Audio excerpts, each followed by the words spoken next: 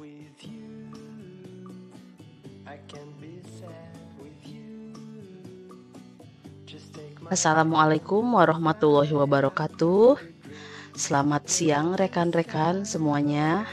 Di sini saya akan memimpin diskusi kelompok terarah mengenai kurikulum merdeka. Nah, yang pertama kita akan bahas dulu mengenai apa itu kurikulum dari mulai strukturnya. Jadi di sini belum ada sebenarnya pengertian kurikulum yang mengikat secara universal.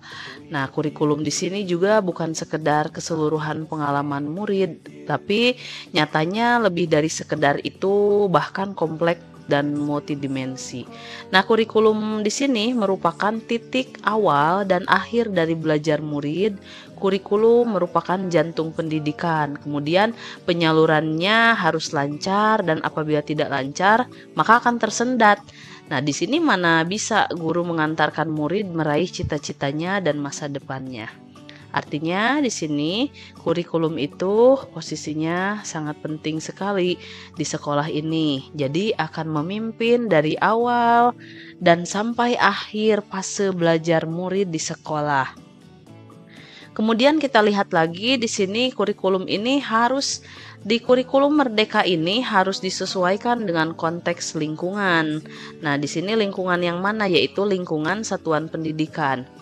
Jadi kita berada di wilayah dataran rendah akan berbeda konteks lingkungannya dengan wilayah yang ada di wilayah pesisir, pegunungan. Nah, maka dari itu di sini guru harus menjadi ujung tombak implementasi kurikulum dalam proses pembelajarannya. Kemudian kurikulum yang baik adalah yang sesuai dengan zamannya.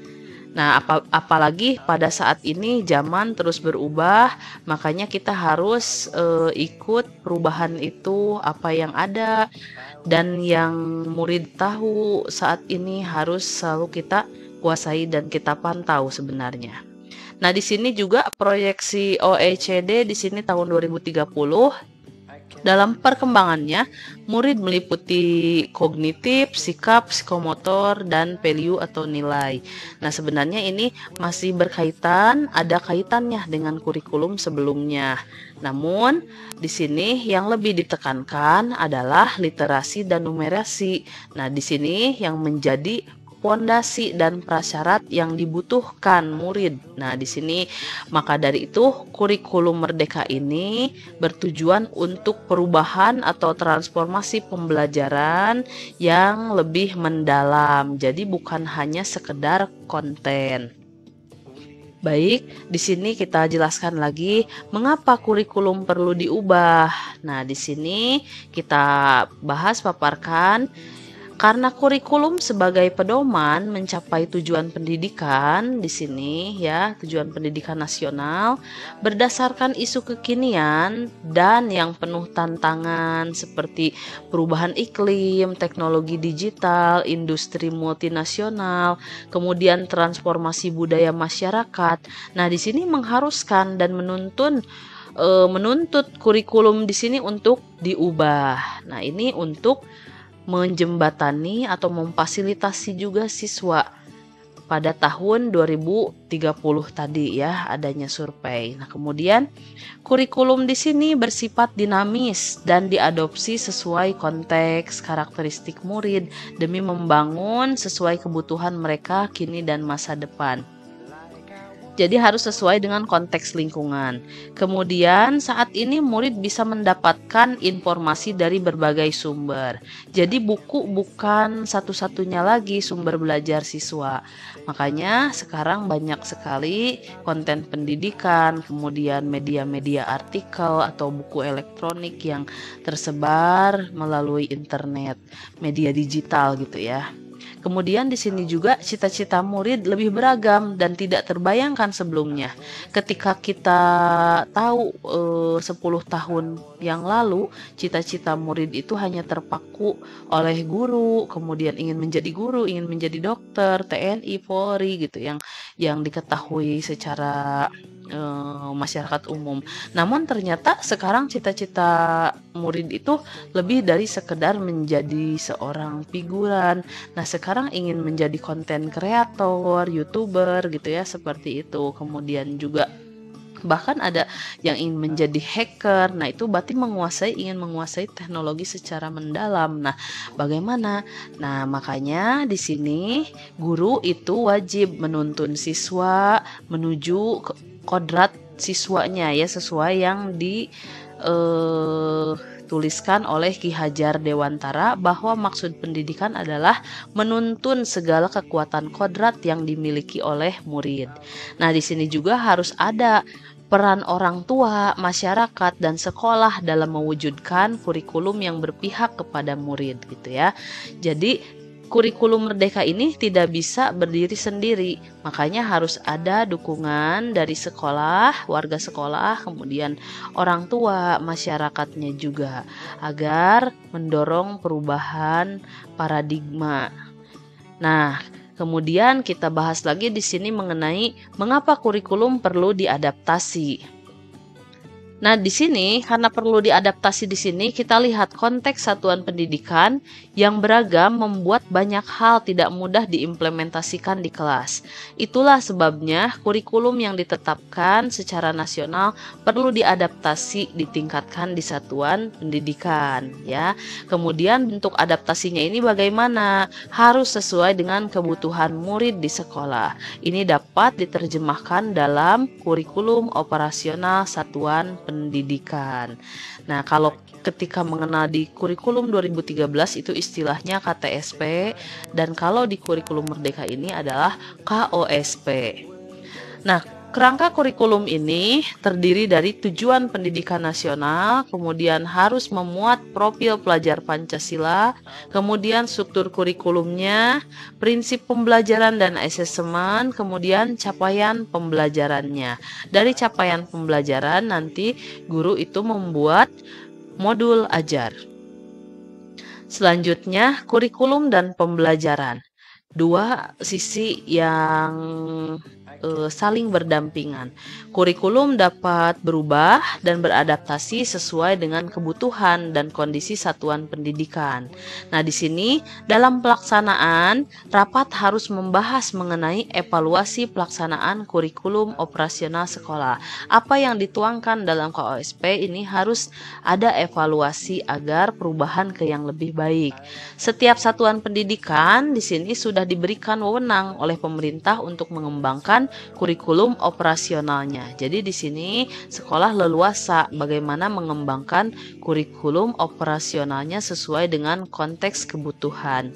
Nah, kurikulum ini sifatnya kan dinamis, artinya kurikulum dapat mengikuti perubahan zaman dan kebutuhan satuan pendidikan. Maka secara berkala dilakukan evaluasi. Nah, di sini pengembangannya ini berpengaruh sekali pada arah sekolah kita ke depannya mau bagaimana ya, mau dibawa kemana sekolah kita. Nah, di sini juga membuat agenda kegiatan evaluasi kurikulum sangat diperlukan dengan mencatat komponen yang akan dibahas dalam rapat KOSP nantinya. Kemudian di sini kita harus mengetahui apa saja komponen KOSP ini yang harus ada tercantum di dalam KOSP ini. Yang pertama yaitu karakteristik satuan pendidikan. Kemudian visi tujuan jangka panjang sekolah, jangka menengah, jangka pendek. Kemudian di sini juga nilai-nilai dasar agar murid mencapai pembelajaran profil pelajar Pancasila. Kemudian juga di sini misi sebagai cara sekolah mencapai tujuan. Kemudian ada tujuan sekolah. Di sini berhubungan dengan rencana jangka panjang sekolah, itu arahnya mau dibawa kemana. Kemudian perencanaan pembelajaran mencakup alur tujuan pembelajaran, asesmen, modul ajar, juga program prioritas sekolah. Jadi jika di sekolah memiliki program prioritas, ini harus dituliskan, direncanakan di dalam KOSP ini. Selanjutnya, pengorganisasian pembelajaran mencakup muatan kurikulum, beban belajar, program intrakurikuler dan ekstrakurikuler, serta project atau co-kurikuler. Kemudian yang terakhir adalah sistem pendampingan. Di sini harus ada sistem pendampingan, artinya nanti akan ada evaluasi dan pengembangan profesional sekolah. Nah, sistem pendampingan atau pengembangan profesional sekolah ini kita lihat, serta evaluasi ini kita lihat dari hasil rapot pendidikan sekolah, di mana di rapot ini apa hal yang harus ditingkatkan, apa yang sudah meningkat dipertahankan gitu. Selanjutnya kita lihat juga di sini struktur kurikulum. Nah, setiap sekolah ini mempunyai kewenangan untuk mengatur alur, tujuan pembelajaran, modul ajar, media di sini sampai ke asesmennya. Jadi guru khususnya ini bebas di sini ya, mengatur kewenangan, mengatur bagaimana nih, apakah di CP-nya dipindahkan dulu kontennya ke pertemuan atau semester pertama. Ini sangat memiliki kewenangan sekali. Kemudian di sini juga kita lihat perencanaan evaluasi muatan kurikulum sekolah sesuai dengan karakteristik dan kebutuhan anak, termasuk beban belajar murid di sini ya. Jadi itu harus direncanakan, jadinya perencanaan evaluasi muatan kurikulumnya. Kemudian muatan kurikulum harus sesuai dengan struktur pembelajaran dalam paradigma baru. Artinya di sini harus sesuai dengan permen yang telah dituliskan oleh pemerintah. Kemudian untuk program ekstrakurikuler ini harus diadakan survei kepada murid yang programnya disesuaikan dengan konsentrasi dunia kerja dan bahkan praktek kerja lapangannya. Jadi harus ngeling dengan apa setelah lulus itu dari sekolah, siswa mau jadi apa, siswa bercita-cita jadi apa, itu harus terprogram agar tadi kembali lagi menuntun siswa ini menuju kodratnya. Selanjutnya di sini dalam KOSP kita dapat menyesuaikan rencana dan pengorganisasian pembelajaran sesuai dengan keadaan kontekstual satuan pendidikan sehingga pembelajaran murid lebih bermakna. Nah, di sini juga harus ada sistem monitoring dan pengembangan profesi guru juga harus didukung. Nah, di sini monitoring ini dilakukan oleh kepala sekolah secara internal dan bertahap sesuai dengan kemampuan sekolah kita. Tuh. Kemudian di sini juga ada prinsip KOSP. KOSP ini disusun harus berpusat pada murid, ya. Kemudian kontekstual dengan keadaan lingkungan, esensial dengan keadaan saat ini, dengan apa yang dimiliki, kekuatan, kelemahan, tantangannya, gitu ya, harus diperhatikan di satuan pendidikan kita ini. Kemudian akuntabel dan melibatkan berbagai pemangku kepentingan. Jadi jika di dalam nanti kegiatan proyek misalnya kita proyek itu akan berkepanjangan, makanya ada pelibatan dengan warga sekolah yang ada di luar sekolah, misalkan masyarakat ya, seperti tokoh masyarakat, narasumber yang lainnya bisa juga. Nah, di sini prinsip pembelajaran kita lihat lagi bahwa dalam prinsip pembelajaran ini kita mempertimbangkan kebutuhan capaian belajar murid saat ini. Ya, jadi di sini kebutuhan belajar ini harapannya perbedaan kompetensi dan potensi setiap murid dapat difasilitasi sehingga murid menjadi hak belajarnya itu tercapai dengan baik. Nah, membangun kapasitas belajar murid dengan pola grow mindset. Nah, di sini untuk mengelola tantangan dan refleksi dalam pembelajarannya. Ketiga, mendukung perkembangan kognitif dan karakter murid. Di sini kan harus menumbuhkan budi pekerti murid. Kemudian juga di sini pengembangan kognitif dengan penguatan literasi. Juga di sini guru dapat menumbuhkan juga senang belajar dengan belajar berempati, bekerja sama, dan sikap saling membantu antar murid. Nah, ini nanti ada kaitannya dengan P5.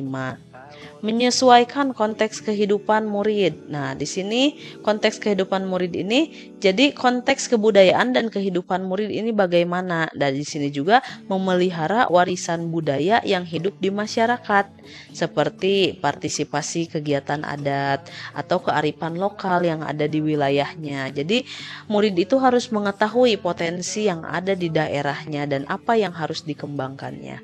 Yang terakhir di sini mengarah pada masa depan yang berkelanjutan.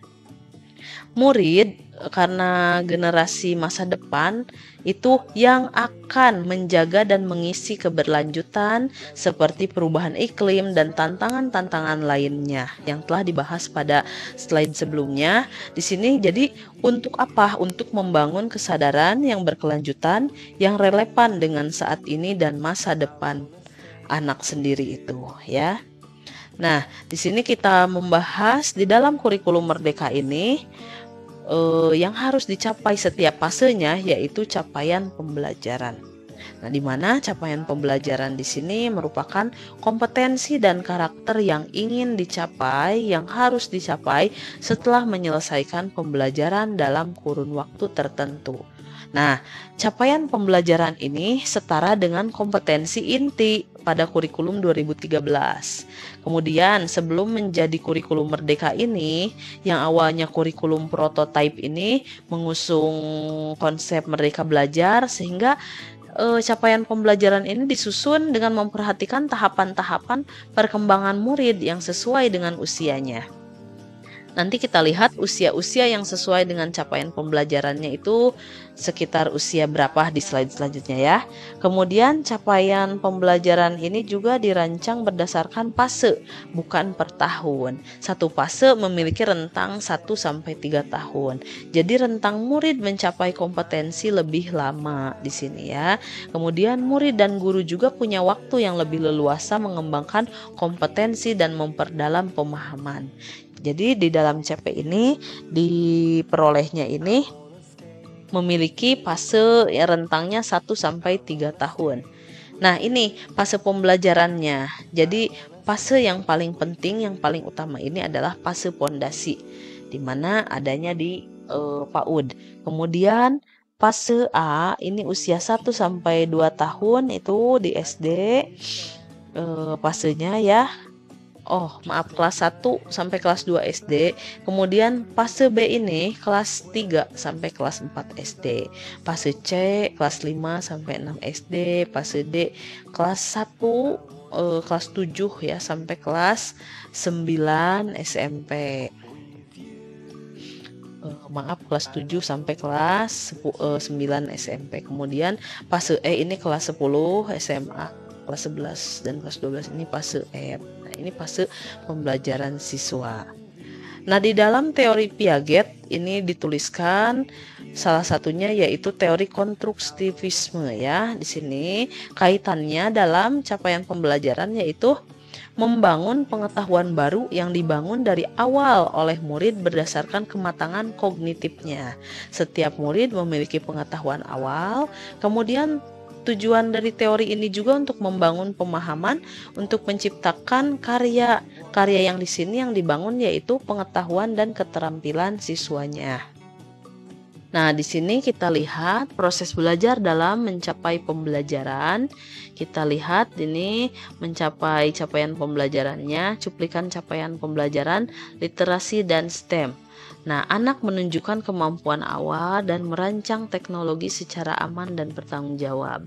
Nah, artinya kita lihat di sini dalam setelah CP masuk ke tujuan pembelajaran, apa hasil terakhirnya? Yaitu di kurikulum Merdeka ini adalah bagaimana cara mengetahui rasa ingin tahunya, mencari tahu, memilih, membuat koneksi, kolaborasi, mengemukakan atau mengambil makna, aksi dan tindakan. Dan akhirnya di kurikulum Merdeka ini adalah budaya refleksi yang harus dibangun itu. Ya, di sini. Dan aksi atau tindakannya apa yang harus dilakukan siswa atau murid ini dalam capaian pembelajarannya yang turun dari ATP kemudian dari TP dan menjadi ATP.